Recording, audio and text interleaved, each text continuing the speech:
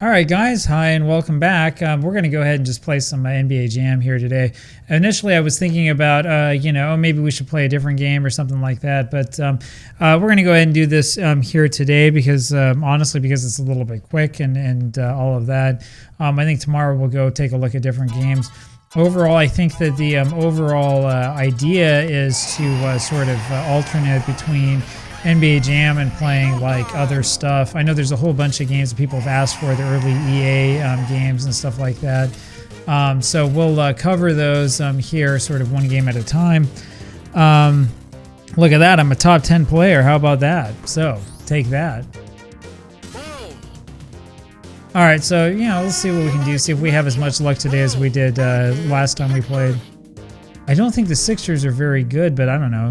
Maybe they are, and I'm about to find out the hard way. I was gonna say maybe they have Barkley, but then I realized no, that's Tecmo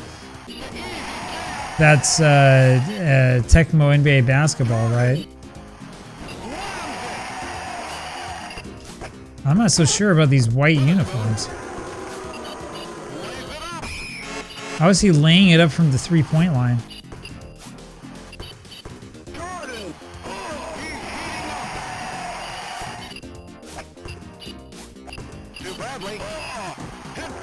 Shawn Bradley. Bradley would have been. Was he a rookie when this came out?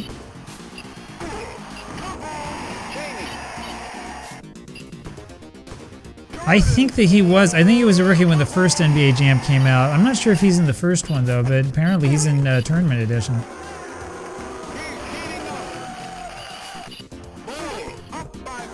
Now, since I'm originally from Utah, I tell you that. By the way, I just pushed that guy back up. How about that? I can tell you, since I'm from Utah, I know a lot about Shawn Bradley and his illustrious career. Bradley was, of course, a star at BYU.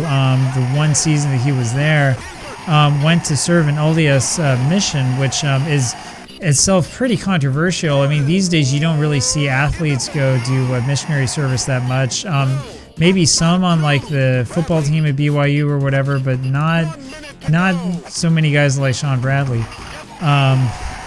Anyway, so Bradley goes off and serves a mission, which must have been really surreal, especially for anybody who was with him. And then before his mission was over, he declared for the NBA draft and wound up getting drafted right away. Which is kind of unusual because he hadn't actually played, like competitive basketball at a high level for 2 years and went straight to the NBA. I guess he figured that his draft stock was highest then, or was going to be higher than it would have been at any other time. Kind of is a tragic story, though. I mean, Bradley, I think, was really good at the college level largely because of his height. I don't think that he had the experience and had the sort of raw talent necessary to really make it in the NBA level. And I don't think that he was really going to be sort of like a major competitive NBA player. I mean, I guess he was in the league for a couple of seasons, right? But like you're talking about like the sort of dream big guy, the guy that you really want with the first round draft pick, he was never going to be that type of player. The 76ers really should have known that from the beginning, what exactly it was they were getting.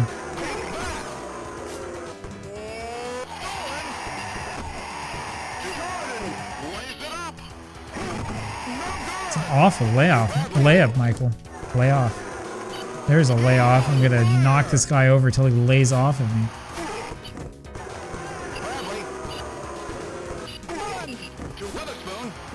Yeah, see, that was bad play on my part. If you want to know, and that should have been a 3, but it doesn't matter. If you want to know how to play the game, you don't want to do what I just did there.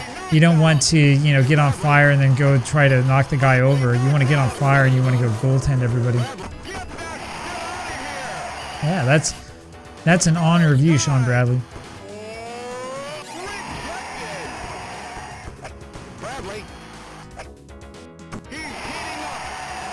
All right, let's play seriously now. Let's try to beat this team. There we go. This is the one thing I always think of when I think of Shawn Bradley, is that he never really had, the sort of muscular, you know, physique that you kind of need to have at the NBA level. And my understanding, I mean, I'm nowhere near this. I'm like 5'9".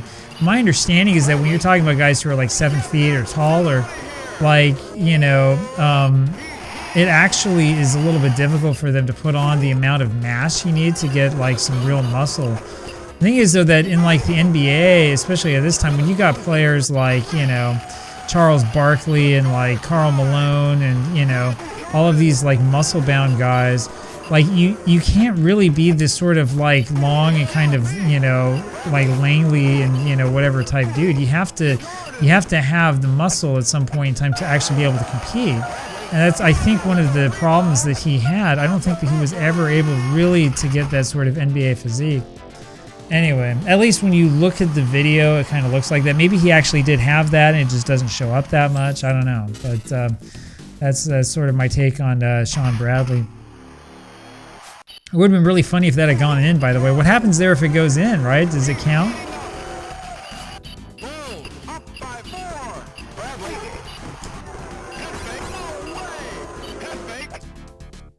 One of the things I want to say about the NBA in this age is I think we're a lot better today at, you know, figuring out what to do with guys like Shawn Bradley type players. I think we're a lot better. Jeez. I think we're a lot better at that these days than we were in the 1990s. I think that's pretty clear. I think that there's been sort of a lot of, you know, work on that's gone on over time.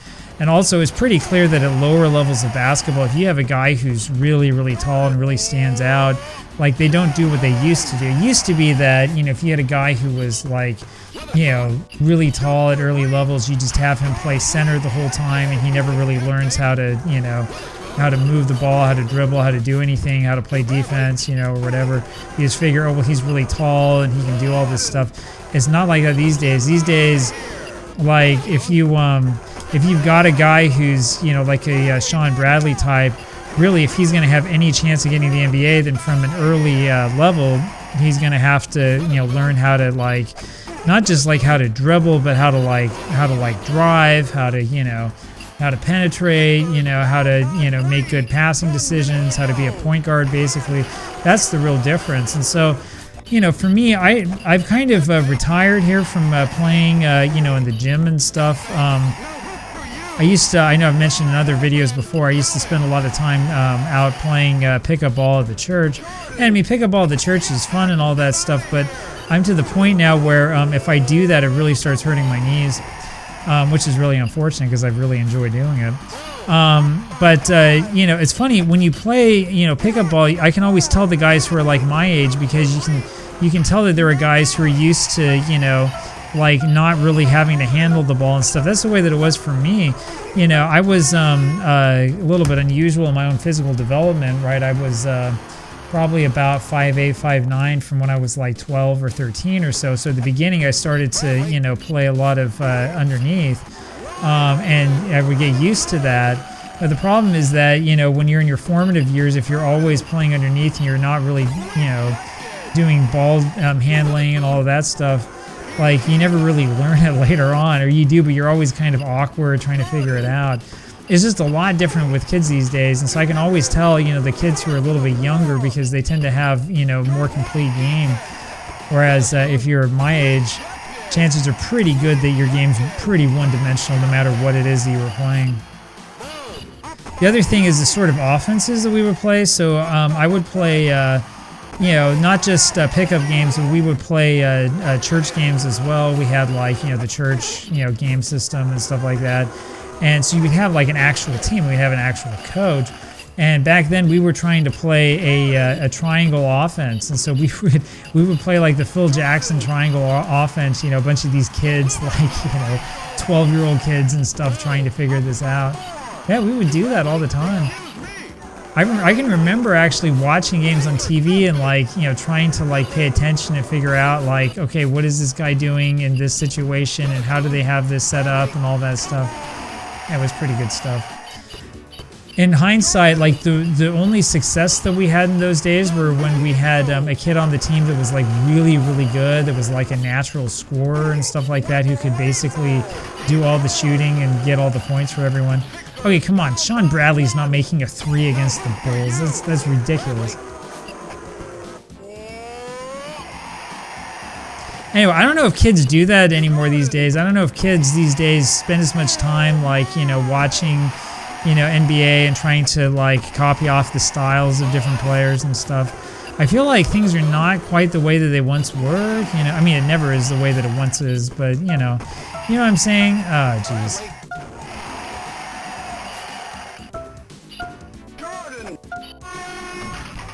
Get in there, baby. Yes. All right. See, it wants to steal my quarters. That's what's going on.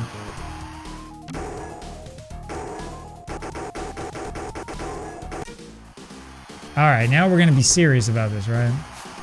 Anyway, so I remember playing basketball. This was, again, sort of pickup style ball back in, this would have been when I was in college, so like 2006 or so. And I remember seeing some younger kids there who would play with sort of this like Allen Iverson style. I knew that, you know, it was different because it was something I wasn't used to seeing back when I was a kid, right? When I was a kid, everybody wanted to be like Michael Jordan, or they wanted to be like Reggie Miller or something like that. You didn't see as much of this, you know, like crossovers every couple seconds and stuff like that. Anyway, so, you know, things do change over time, but my big question is, like, if you're a kid, if you're in like high school or whatever, and you're playing with other people, do people try to play like, you know, like LeBron James? I mean, what do you do? What is his style, right? I mean, you just sort of like bowl over everybody or whatever. Now, one thing I know from playing these pickup games is you see a lot of guys these days who do the Euro step, which is also pretty frustrating because most of us who are older are like, dude, that's traveling, you can't do that, you know? And then you get in these arguments over, you know, whether it's 2 steps or 3 and stuff like that. Anyway. That's the nice thing about this game. There's no stupid traveling, right? You just do what you do.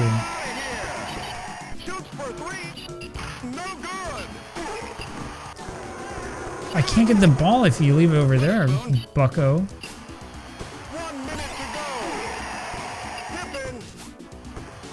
This is like the ugliest quarter in NBA Jam history. We finally broke the backboard. That's pretty good.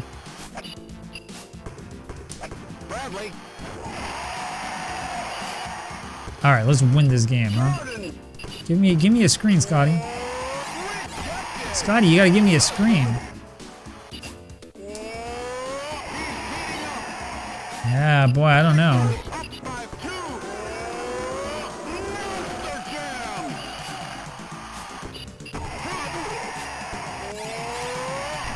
Oh yeah, there you go. That's what you get for going against MJ.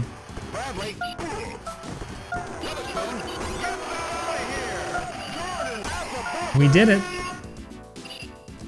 So we ended up winning again. This was a little bit uglier than it needed to be, but it doesn't really matter. A win's a win. That's the approach that we're going to take here. I didn't pass enough. I got 64 points, only 4 for Scotty, so I'm going against my rule. But we win, and we have a 3-game winning streak now, 10-3, and we play against the Pacers next. So the teams are actually getting better. We're actually going to start playing against teams that are not like totally awful for a change. Is it going to show me the overtime score? I guess not. Okay, so much for that. Well, we beat them by 2 in overtime. We know that much. So anyway, there you have it. Hope you enjoyed that, and we'll have more where that came from. Like I said, though, tomorrow probably we'll play something different. I don't know. I'll surprise you. We'll come up with something or other. Talk to you later. Bye.